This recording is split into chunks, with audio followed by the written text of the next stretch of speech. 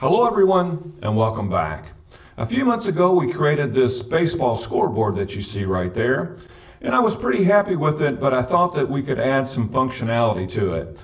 What I wanted to do was I wanted to be able to display the home team pitcher and the visiting team pitcher along with how many pitches that they have. And I wanted to put some automation with it, so when we indicated the top and the bottom part of the inning, it would automatically put that pitcher's name in there and remember how many pitches they'd previously thrown, and then bring that back up as the game progressed. Now, I'm not going to go into the creation of this graphic because, like I said, we had done this previously. And if you're curious how we did that, I would direct you to this tutorial right here. But just to refresh your memory, we'll go ahead and I'll show you some of the functionality of the scoreboard. Okay, so now you can see the vMix UTC controller right here, and then we have the graphic superimposed over top of that. So if we go up here to where it says Red Sox, and if we just click on that box and then we backspace, we could put whatever we wanted in here. We could put one-man stream, and you can see that it comes up there. But let's put it back to Red Sox. And the same thing for the Yankees. We could change that name to whatever we wanted to. The score is controlled right here. And just by clicking the +1, you can see where one run is added to the Red Sox. And then if we click this one over here, you can see where one run has been added to the Yankees. Balls and strikes are controlled right here. Every time a ball is pitched, we click on this, and whenever a strike is thrown, we click on this, and you can see how those come up. Now right here, we can clear balls and strikes, so at the end of the count, we just click that, and it takes it back to 0. Same thing with outs. Let's go ahead and reset the outs. And if we click this button right here that says out, it will add one out to the total. Click it again, it adds a second one. And then if we want to reset the outs, we just click this button right here that says Reset Outs. The top part of the inning is right here where it says top of the inning, and bottom part of the inning is right here. And you can see where this indicator, well, I'll show you in just a moment, this indicator will change to show the top and the bottom half of the inning. This right here is a list widget, and this will change what inning we're in. Second inning, third inning, fourth inning, and so forth. But let's go ahead and take it back to the first. So this is the new functionality that we've created. Let's go ahead and we're going to click top of the inning, and you can see where it brought in the home team pitcher because the visiting team is batting, so the home team pitcher will be throwing. And you can see where it says New York, Roger Clemens. So that's the Yankee pitcher. So anytime the Yankee pitcher throws a pitch, we'll be tracking those pitches. So we just click this button right here where it says +1, and you'll be able to see that this is actually a score widget right here where it says score widget. And we have it set up where we've checked next to the reset and we've checked next to the +1. The reset, we have a link here that says clear pitches H for clear pitches for the home pitcher. And then we have next to the +1, add pitch H for add one pitch to the home pitcher. And then we have it mapped to our baseball scoreboard graphic, and then we have it mapped to the home pitcher. So every time we press this, you can see where it goes up by 1. So let's say Roger has a fairly quick inning. He only throws 10 pitches, and now it's to the bottom part of the inning. So I'm going to click this button right here that says bottom of the inning. And you can see that the pitch has changed to 0. It shows the designation for the bottom part of the inning right here. And then it shows who the visiting team pitcher is, which in this instance is Kurt Schilling. So we're going up to the visiting pitcher right here. And now we'll track the visiting pitcher's pitches right here. So 1 pitch, 2 pitch, 3 pitch. Schilling only throws 3 pitches in that first inning. So after one complete inning of play, we have a score of, let's reset the score, and we can do that right here. After one complete inning of play, we have no score. So let's go to the second inning. So what we'll do is we'll click on second inning, and then we're going to click the top of the inning. Well, when we click the top of the inning, it's going to bring Roger Clemens back in as the pitcher, and it's going to show you how many pitches Clemens has currently thrown. So let's do that, top of the inning. And it does. It brings back in New York pitcher Roger Clemens, and then it brings in his pitch total from the first inning. So we'll go ahead and we'll add a few more pitches. And a little bit more functionality that we added in. We add right here where it says wild pitch. If we click wild pitch, you'll notice that it adds a pitch, but then it also is going to designate right here in this area, it's going to designate wild pitch. So let's click wild pitch. And you can see where the text wild pitch comes in, and it added one pitch to Clemens' total.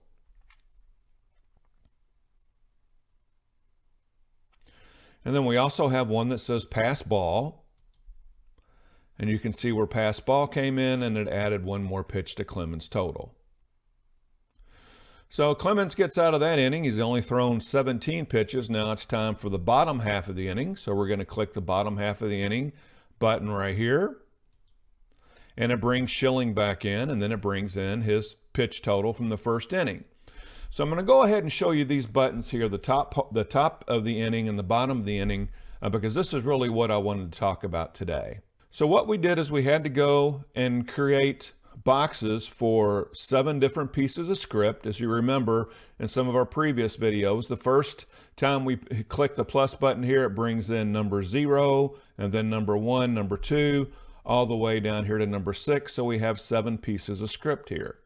What we're doing is we're leveraging the power of the set visible on and set visible off commands in vMix UTC. As you can see, as we scroll through here, we're setting certain things visible and we're turning certain things off. So to start off with, let's go ahead and look under the title section here, and you'll notice that they're all the inputs are mapped to the exact same input, and it's the baseball scoreboard input, and that's on all of these all the way through. And all we're doing is turning different parts of the scoreboard off and on. So let's go ahead and click over here under title index. And so this very first thing, set visible on, is for an image 0. So the first thing we're going to do is we're going to set visible on for image, which is synonymous with source, for image 0, and that's pitcher name background. So this is just a black rectangle that you see when the graphic comes on where it has the pitcher's name. I just chose a black image because it's something that you can easily see, and I'm putting white text over top of it so it'll really stand out. So that's what we're doing first. We're just setting that background on. The second part right here, it says set visible on, and that is for image index 5.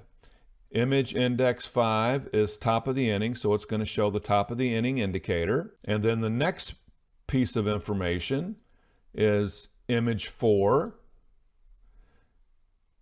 Image 4 is the bottom inning indicator, and you can see where we're going to set that visible off. So we're setting visible on for the top of the inning indicator, and we're setting the visible off for the bottom of the inning indicator. We're setting visible on for text 1.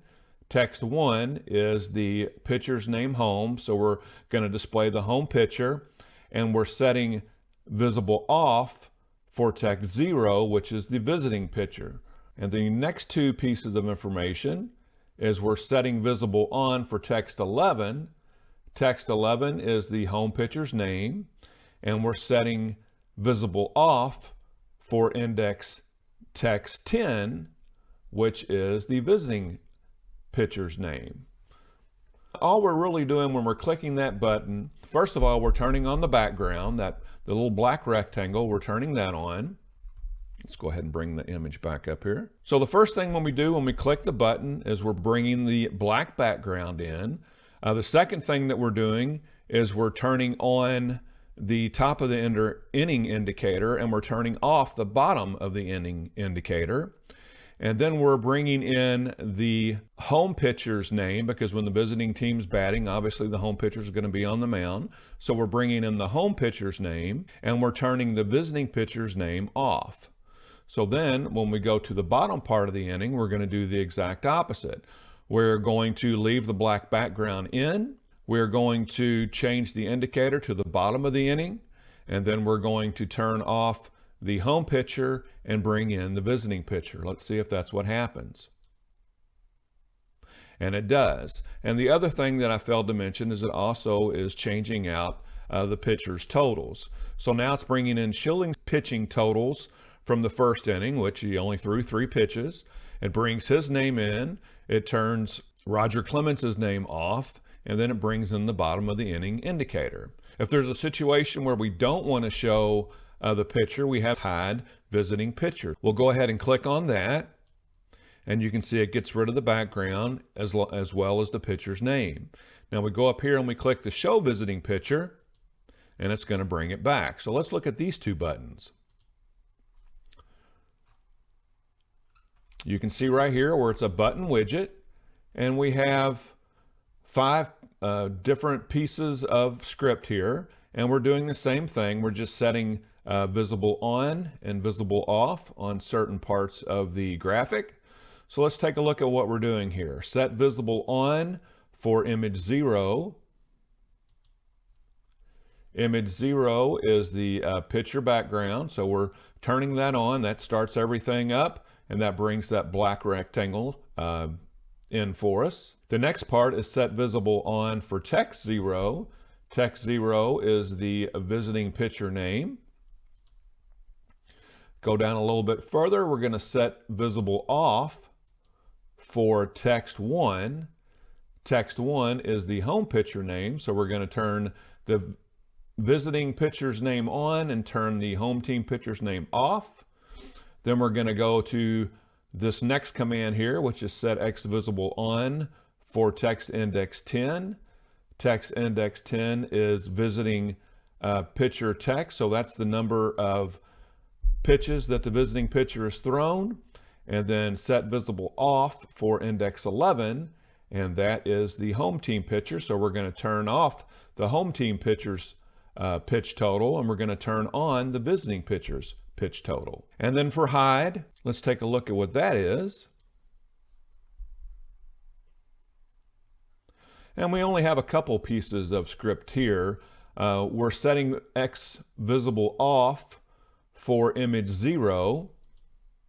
Image 0, once again, is the background. So we're turning the background off, and then we're also setting X visible off for text 0, and text 0 is the visiting pitcher. So we're turning off the background, and we're also turning off the visiting pitcher's name.